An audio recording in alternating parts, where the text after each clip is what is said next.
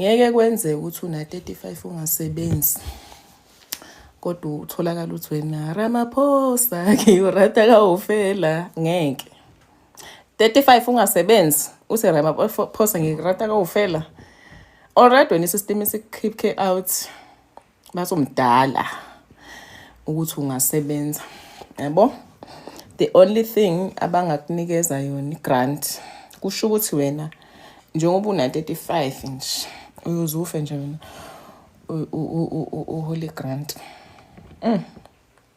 shuthi wena a multi-billionaire ithi ngibuyisele wena emandleni ukuze mina ngiqhubeke nama-billion ami but mina ngizokunikeza le 350 yabo ukuthi wena uyithatha serious sikuthathe kanjani-ke thina serious ngoba wena oyidelelayo uyayidelela wena awuyithathi serious uthi wena it's okay ukuthi hayi akunankinga mongameli wena kusho ukuthi kulo 5 years ozayo uzobe celebrate ukuthi iqembu lakho lithandayo osuka kude nalo ulokhu alazi lona kuphela olaziyo ngeke uzuzulutho amanye amaqembu afikayo aphethwe abantu abadala wena uzobe celebrate lokho nje ukuthi iqembu lakho liwinile yabo because uGuy waba honest kwisona wathi government doesn't create jobs waba honest nje mina yazi ukuthi nje ngayeka lapho kuzondo Ramaphosa because he was honest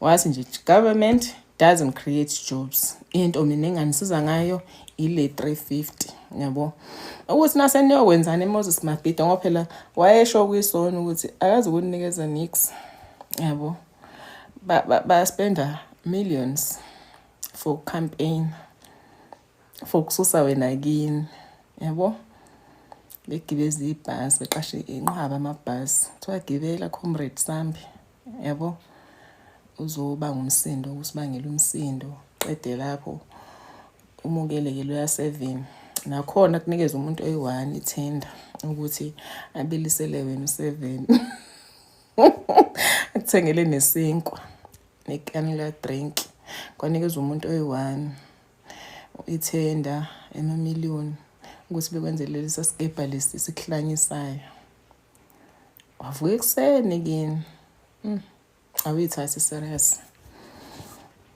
ngoba abalandeli be-ANC ba-categorized in 3 sectors.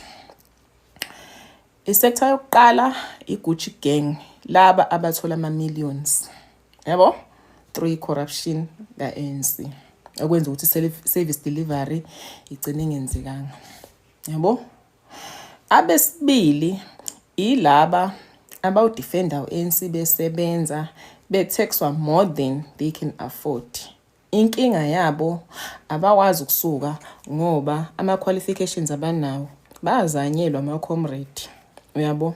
So kunzima phela ukuthi bengasuka yabo because basebenza nje bazanyelwe.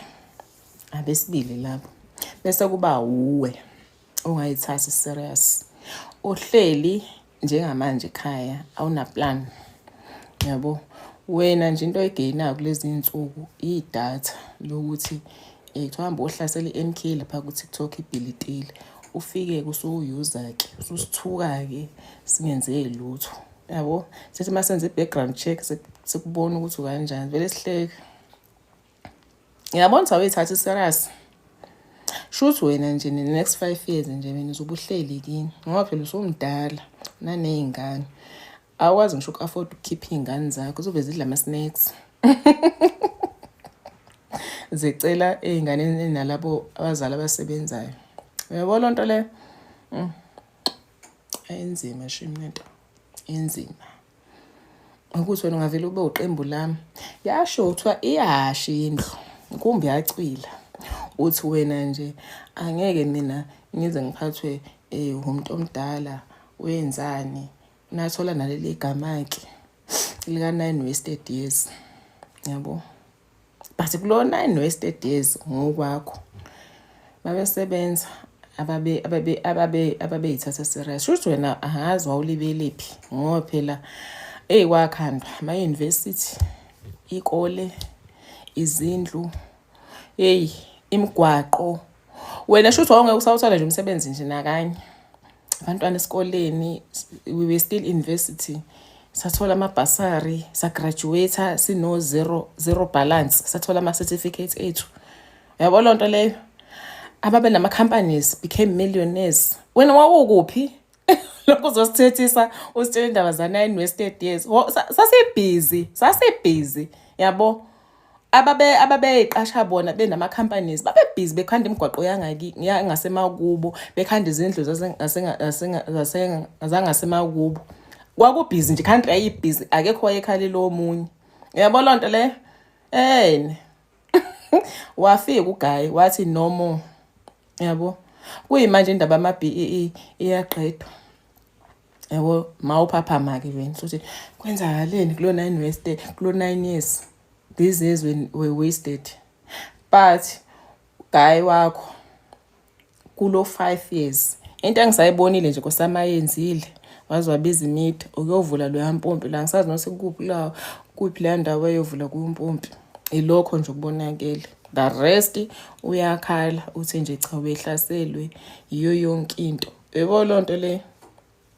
But wena uthi nje Nkosi yami ngizomnikeza elinye ithuba bengalambanga ngisho ukuthi indlala nje kunukela kahle.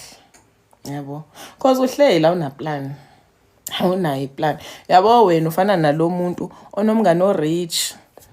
Oneyimonto e-rich but ongakuplagi in ukuthi mngani wami ukuze nawe ube rich yenza kanje. Yabo. Umcebo wakhe awudla nabangani bakhe abakwi-level yakhe. Yabo. Ukuthi mayesexakekile akhumbule wena. Ezeke etshotshombeni lakini ke usuyoba ngumsindo ke ngomngani wakho afika kuphuzisa utshwala obubuzayo ntamba amahambe kushiye ubumnyameni. Yabo. Usale ke wena ke lokuchomela abantu bakini umngane wami u-rich bekubuze ngoba sibekhathele ukusiza ngani ngoba nje kuyimanje ulambile ukusiza ngani uthi wena hayi nomona nina sisuka kude nomngane wami kwasha kwacima. Yabo. Ilokho kwenza uRamaphosa kuwe. Yabo. Ilokho kwenza uRamaphosa kuwe. Nizohamba ke nerounda ke country ke ngigcwalisa istadium nihambe nikhuluma indaba ya 350.